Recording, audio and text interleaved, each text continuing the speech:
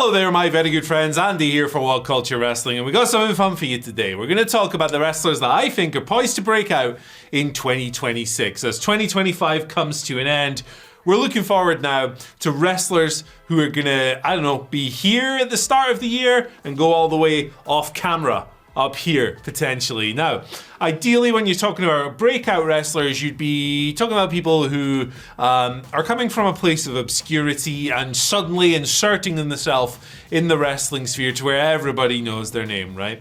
It's not the case with every single person on this list, but it is the case with every person on this list that they will be soaring to previously unseen heights, to heights they've never been before in their wrestling careers in 2026. I've got people who are already on WWE's main roster here, but I think are going to fly next year. I've got a person on here who has never had a single match yet. So it's a fun, varied one for sure. And look, if we're looking at examples for this year, people I think who have broken out, Kyle Fletcher is a great example over in AEW. Pretty much established now as one of the top players in that company and a future main eventer on a regular basis. Javon Evans in WWE. He had a sneakily long indie run before joining WWE, despite being obscenely young. But now everybody knows who Javon Evans is. I'd also throw Marina Shafir on there. She's been around for a while, but this was the year she really found her voice. And if the Death Rider story has been good for anyone, it's probably her. But let's get this list on the road. I'm Andy from WhatCulture. Here are 8 wrestlers poised to break out in 2026. Number 8, Lash Legend. She has just arrived on the main roster at the time of recording here, serving effectively as an ally of Nia Jax for the time being, and the reporting by WrestleVotes suggests that this is set to continue for a while, and the people in WWE are feeling pretty good, pretty confident about Lash Legend's creative direction now that she has announced arrived on the main roster. I think her call-up has been due for a while. Obviously, the Metaphor are no more, and the tag team that worked really well with Chikara Jackson, who's no longer with the company. However, Lash stands as, from start to finish, from where she began to where she is today, as one of the most impressive and most startlingly improved people in the company. She's just tremendous. I mean, tremendous athletic pedigree to start with. But like when she entered the Royal Rumble this year, I thought she looked right at home and was actually one of the standouts from that match, which wasn't one of the best Rumbles ever or anything like that. But Lash looked really good. I think that the sky is the limit, really, when it comes to her. I think that. Powerhouse-based wrestlers in the women's division always stand out because naturally, most people on those scenes are smaller and they work to that, obviously. But Lash has got a real character and a personality of her own, which complements that powerhouse style really perfectly. I think you'd have to be a fool to bet against her succeeding, provided the creative is right. And I do think the creative is right. I think bare minimum, you will see her and Nia Jax hold the Women's Tag Team Championships at some point. And look, working with Nia Jax has worked in the past for people who are coming up, especially Tiffany Stratton, for example. It's a pretty good blueprint to follow if you're a Lash Legend, and I think it's going to work out really well for her. Number 7, Leon Slater, who you could argue has already broken out. If you're paying attention, you know who Leon Slater is. You know he's been one of the most exciting young prospects coming out of the British Isles for a while. You know he's the most exciting young wrestler in TNA. And you know when he's moonlighted on NXT, he's been tremendous over there as well. But I think that next year, this guy's career is really going to fly.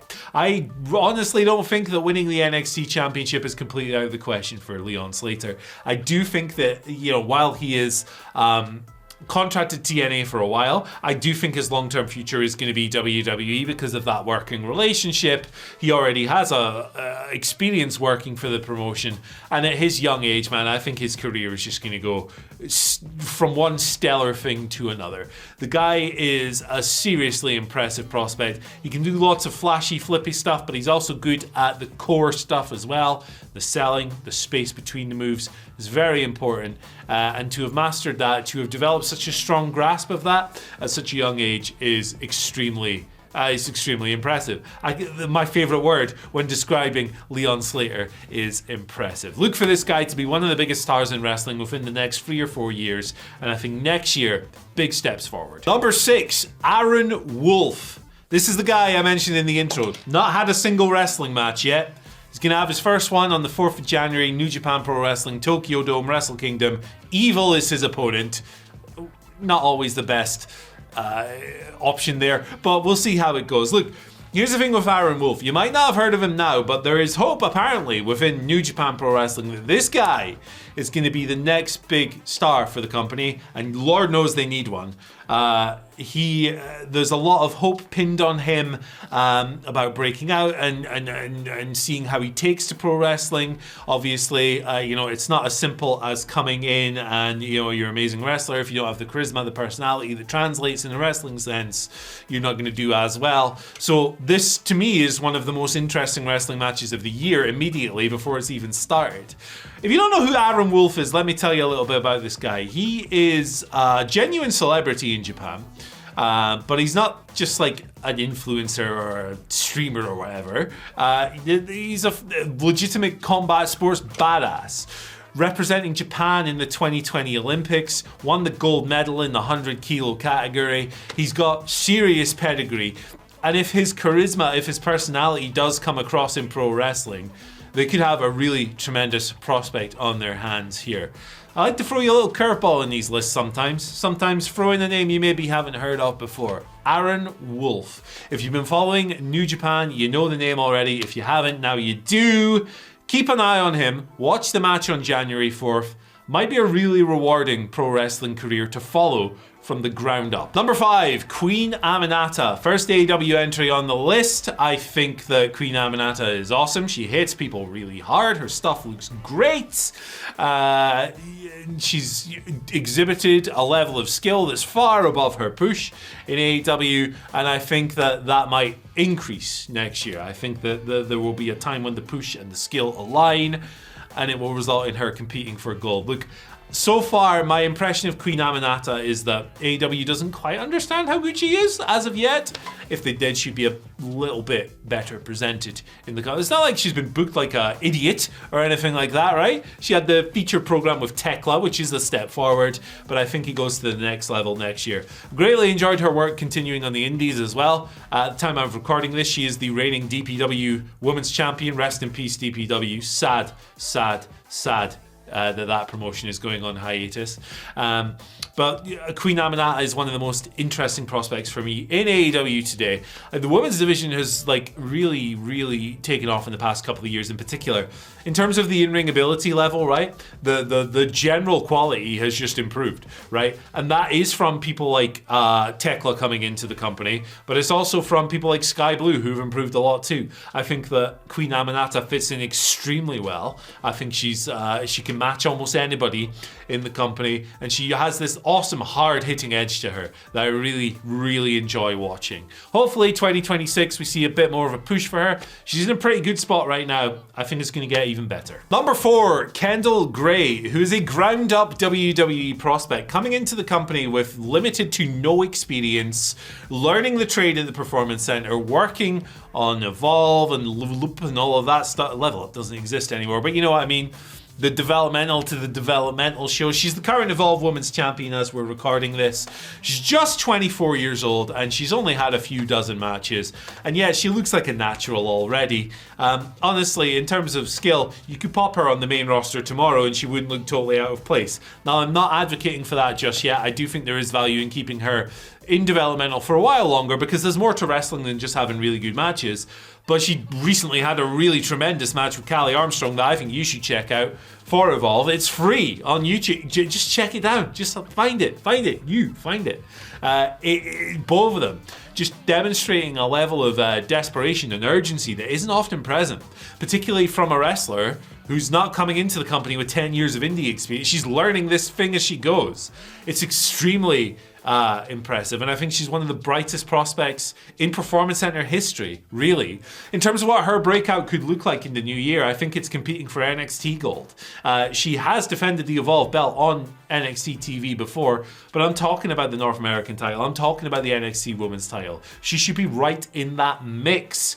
Well, the men's field in NXT, aside from Obafemi and a few other names, isn't exactly flush with a dozen incredible prospects or whatever. The women's side of things is really, really strong. I think Kendall Gray is going to be at the tip of the spear there. She's going to be the one pushing everything forward. Man, 24 years old is crazy. She's going to be doing this for another 15, 20 years.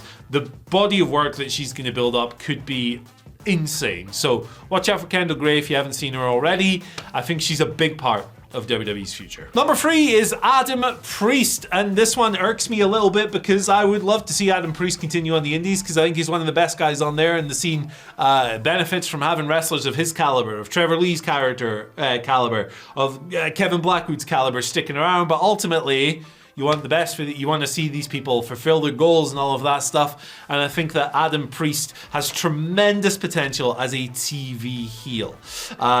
He has just, man, this year in particular in DPW, I mean, the way he has mastered wanting to see him get punched in the face is quite remarkable, really. You watch a Priest match, you're going to get something different from what other people are offering right now. He begs off like a pro, he cowers, he runs away, he takes all the shortcuts in the world. He comes across as the most dastardly scheming dude around. Cuts a pretty damn good promo too. A lot of people compare this guy to Jamie Noble, which to me is a big compliment because Jamie Noble, to me, is one of the best working mid-carders of his era of WWE and WCW. Obviously had bigger things on the indies as well. But Priest, man, you could use him as such a valuable utility player on wherever you are, whatever company you are. I think the AEW are mental if they haven't already contracted him. He has worked with FTR and stuff like that before. But actually, I'd love to see FTR take them under his wing. He would fit their attitude and their style and their approach to pro wrestling like an absolute glove. The one thing that Adam Priest doesn't really have going for him is size, right? He's not the tallest dude in the world. But for his role, I don't think he necessarily needs that. Tremendous wrestler, one of my wrestlers of the year, one of my favorite guys to watch this year, and I think that as soon as he's on TV regularly, when that happens, I don't think it's an if, I think it's a when. But when that happens, your heads are going to be turning. Number 2, Nick Wayne. You could argue, again, he's already broken out. He's under AEW contract. He's been under AEW contract since he was 17, 18 years old. He's still like 20 or something. Crazy stuff. He's currently out injured. That's a bummer. But I think that when he returns, Nick Wayne is in line for an even bigger push than ever before. I started taking aware of Nick Wayne when he was breaking out in the indies. Son of a legend, obviously. He's having matches at like 16 years old. They're very high level, but very action focused, very spot focused, and there's nothing wrong with that. That's many a person's preferred style of wrestling these days. But I think over the past year or so, Nick Wayne has really developed as a TV performer as well. He's got the facial expressions down now, the mannerisms, the body language. He has really, really improved in that realm. And look, if you don't see it in Nick Wayne at this stage, I just think you're not looking hard enough. Really, all that is lacking in Nick Wayne right now is a little bit of bulk. Fill the frame out, right? He's still a gangly young lad. He's in tremendous shape. But if he adds a little bit of extra muscle, if he adds to his frame in the way that a guy like Will Ospreay has over the years, Ospreay has got to be this guy's ceiling, man. I really think he has all the potential in the world. I'm very bullish on Nick Wayne's future. Once he overcomes the injury, once he gets back into AEW, I think he's going to be competing at a TNT title level at the very least. I think he's already developed into a really good heel, and I can't wait to follow the rest of his career on TV, however it unfolds. And at number 1, I've gone with Braun Breaker. Again, another guy you could argue has already broken out, but we're talking about reaching unforeseen, unseen levels, new levels in a man's career. And I think by the end of the year, he's going to be competing for the world title in WWE. I really do. I think he's probably the most impressive pure athlete in WWE. He's certainly the most impressive athletic specimen they've brought through developmental in years.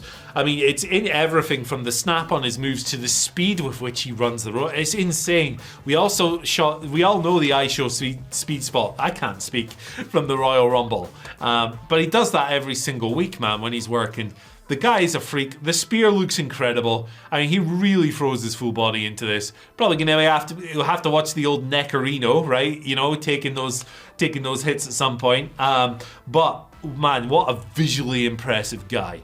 Charisma still developing. I think personality still developing a little bit, but he does have that Steiner dog in him, man. He comes across like the baddest jock in the locker room. It's a matter of time before he's ascended to world title level. I think if they get him locked into a really cool WrestleMania program, maybe beat some big name, that would be a really sick escalation for him.